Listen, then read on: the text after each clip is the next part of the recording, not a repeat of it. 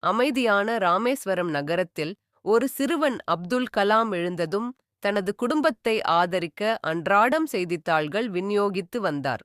ஆனால் அவரது கண்கள் எப்போதும் வானத்தை தாண்டி பார்ப்பதாயிருந்தன.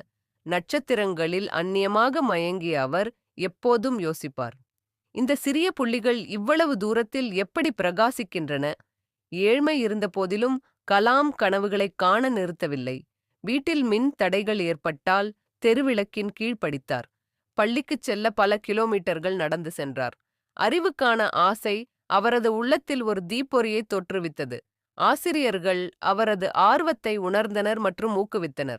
ஒரு ஆசான் சொன்னார், கலாமே, உன் இறக்கைகள் தீயாலானவை, பறக்க கற்றுக்கொள். பல ஆண்டுகளுக்குப் பிறகு அந்த வார்த்தைகள் அவரது மனதில் மீண்டும் ஒலித்தன. அவர் இந்தியாவின் முன்னணி வானூர்தி விஞ்ஞானியாக ஒரு ராக்கெட் ஏவுகணை மேடையில் நின்றபோது. ராமேஸ்வரத்தில் பிறந்த சிறுவன் இன்று இந்தியாவின் ஏவுகணை நாயகன் ஆக மாறி, ஒரு காலத்தில் கனவில் பார்த்த நட்சத்திரங்களை நோக்கி செயற்கைக்கோள்களை அனுப்பினார். பின்னர் அவர் இந்தியாவின் குடியரசுத் தலைவராகவும் ஆனார். கோடிக்கணக்கான மக்களுக்கு ஊக்கமளித்தார். முனைவு மற்றும் உந்துதல். உங்கள் தொடக்கம் உங்கள் இலக்கை நிர்ணயிக்காது. கடின உழைப்பு மற்றும் துணிச்சலுடன் கூடிய கனவுகள் சிறிய நகரங்களையும் பெரிய சாதனைகளின் துவக்க மேடையாக மாற்றும். கலாம் கூறியது போல், கனவு காணுங்கள், கனவு காணுங்கள், கனவு காணுங்கள். கனவுகள் சிந்தனைகளாக மாறுகின்றன, சிந்தனைகள் செயல்களில் மாறுகின்றன.